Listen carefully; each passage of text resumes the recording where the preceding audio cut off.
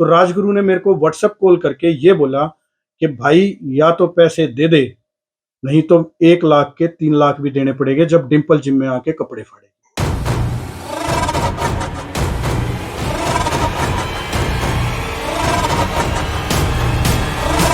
नमस्कार दोस्तों। GNN news में आपका स्वागत है।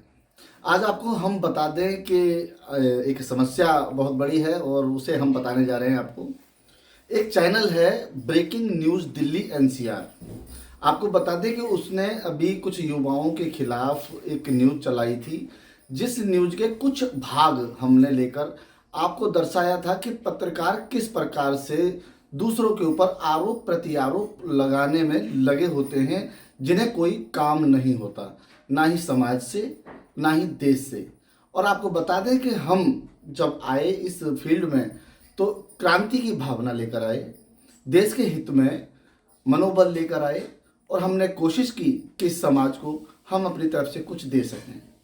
इन्हीं आधारों को देखते हुए हम अपनी न्यूज़ों को आप तक पहुंचाते हैं।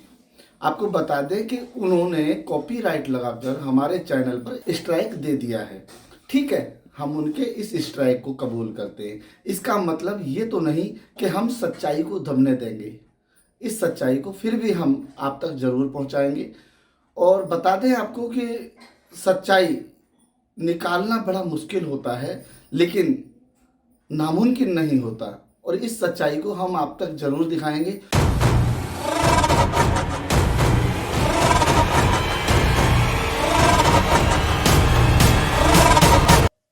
मेरा नाम रवि है।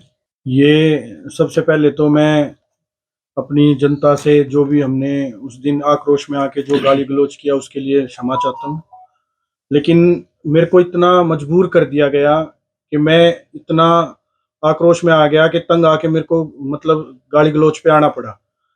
सबसे पहले मैं आपको जो हकीकत है वो बताना चाहता हूँ कि मेरा और राजगुरु का एक छोटी सी कमेटी से लेन देन शुरू हुआ था, जिसमें लगभग 2 साल से 20 महीने से वो कमेटी चल रही थी।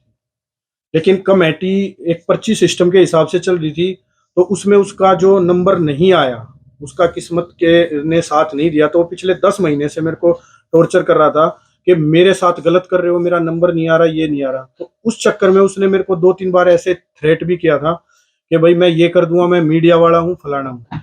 लास्ट में जब उसकी कमेटी निकली और मैंने उसको पैसे दे भी दिए, तब उसने अपनी वाइफ का नाम लेके मेरे को धमकियां दिलानी शुरू की कि मेरे पैसे नहीं थे, मेरी वाइफ के थे।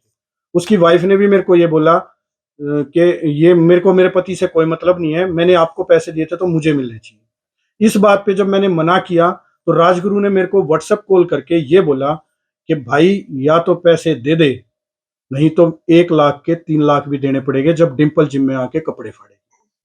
मैंने उसके बाद उसने वो फोन काट दिया। मैंने सोचा ऐसे ही कर दिया होगा, लेकिन जब मैं इतना डर गया था, जब डिम्पल अगले दिन जिम में आके, और ये वीडियो है मेरे पास, प्रूफ है सामने, हमारे जो अगल बगल की जो लेडीज, एक लेडीज की दुकान भी है, उसने लाइव देखा है और उसने जबरदस्ती जिम में घुसने की कोशिश की। मैं उस दिन वहां पे नहीं था, तो मनीष था वहां पे। मनीष को उसने टक्कर भी मारी है और ये बोला भी है कि अगर मेरे पैसे नहीं दोगे तो मैं यहाँ से नहीं हिलूंगी और मैं जिम में जबरदस्ती घुसूंगी।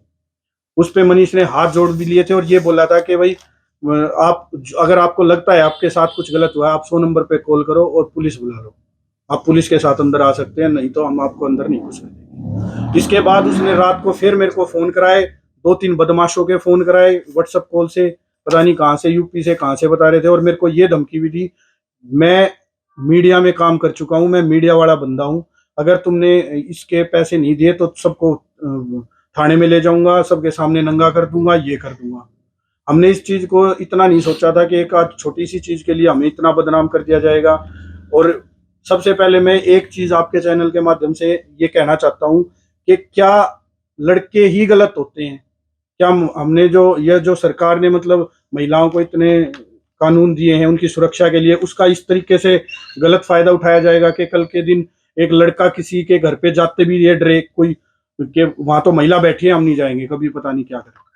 और जो मीडिया वालों ने गंदा खेल हमारे साथ खेला है, इस तरीके से हमारा प्रचार कर दिया, हमें शर्म आती है आज के इस छोटी सी चीज को इन्होंने इतना बड़ा हाईलाइट करके हमारे करेक्टर और इस चीज पे बलात्कार तक के रूप को दे दिया। अगर इन चीजों की वो पुष्टि कर दे तो हम जो सजा हमें देना चाहते हैं हम लेने को तैयार है। मेरे पास हर चीज के एविडेंस है, हर चीज के वो हैं, जो जो एलिगेशन हमारे ऊपर इसमें लगे हुए हैं एक एक चीज के, जिसमें उसने ये सारी चीजें बताई है कि मैं परेशान होके जब मैं उसको परेशान कर रहा था 2 साल, तो आप खुद समझदार हो कि 2 साल क्या 2 दिन कोई किसी से परेशान नहीं हो सकता, वो 2 साल यहाँ क्यों आएंगे? क्या एकमात्र यही जिम है पूरे नजफगढ़ में? दूसरा उसने इसमें कह रखा है कि मैंने परेशान होकर नंबर ब्लॉक कर दिया। मेरे पास डिम्पल जो राजगुरु की वाइफ है उसकी पूरी व्हाट्सएप चैट मेरे पास है, जिसमें वो कैसे मेरे से बात करती थी भैया कह के। और लास्ट में मैंने कुछ मतलब जब उन्होंने ठीक से मतलब ये एक्टिविटी अच्छी नहीं लगी तो मैंने बोल रखा हाथ जोड़ रहा हूँ प्लीज ब्लॉक माई नंबर। ये मेरे पास रिटर्न में है 2022। मैं ये सारी चीजें आप सबको दिखा भी दूंगा, ये सब चीजें हैं। और रही बात इसकी कमेटी की, जो मैंने ट्रांजैक्शंस कर रखी हैं वो भी मेरे पास हैं।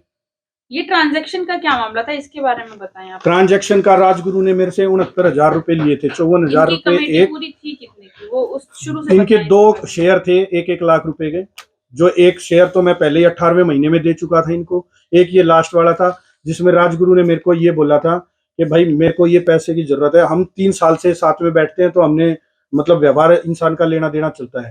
तो 54,000 रुपए एक, 15,000 रुपए एक, जिसकी हमारे पास ऑनलाइन डिटेल्स है और व्हाट्सएप चैट है जिस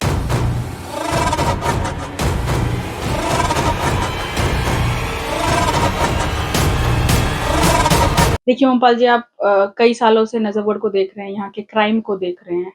अब मैं आपको बता दूं कि ये जो पूरा वाकया आप देखेंगे यही है जो क्राइम को बढ़ावा देता है हिंदुस्तान में, कह लें पूरे या नजफगढ़ को कह लें। डीसीपी साहब भी इस पे पुरजोर तरीके से लगे हुए कि क्राइम को खत्म कर दिया जाए, गैंगस्टर्स को खत्म कर दिया जाए। अब इसी के बिल्कुल उल्टा हमारे जो नेता हैं, चाहे वो यहाँ के पूर्व निगम पार्षद सुखबीर शौकीन जी हों या अभी हालिया निगम पार्षद के पति पवन शर्मा जी हों, बच्चों को ऐसे गैंगस्टर बोल देना बहुत ही शर्मिंदगी भरा एक कृत्य किया है उन लोगों ने। और ये कुछ मीडिया के साथी ऐसी हरकतें क्यों कर रहे हैं? बच्चों का तो ये भी मानना है कि वो इन्हें ब्लैकमेल करने की कोशिश कर रहे हैं, मीडिया वाले प्रेशर बना के इनसे पैसों की उगाही करना चाहते हैं।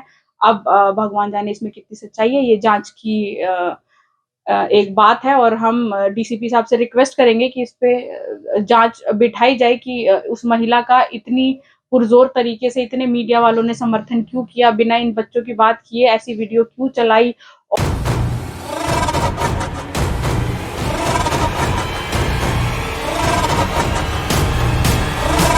जाता था मैडम, अभी थोड़े दिन पहले भी आता जाता था यहाँ पे, उसकी वाइफ भी आती थी जिम करने, सारे आते थे यहाँ पे। जिम बढ़िया है। और यहाँ पे है ना, जिस टाइम वो एक्सरसाइज करने आते थे उस टाइम मेरे घर से भी आते थे, मेरी वाइफ भी आती थी, लेकिन उस टाइम पे ऐसी कोई भी जो एलिगेशन लगे वो कोई चीज़ थी ही नहीं।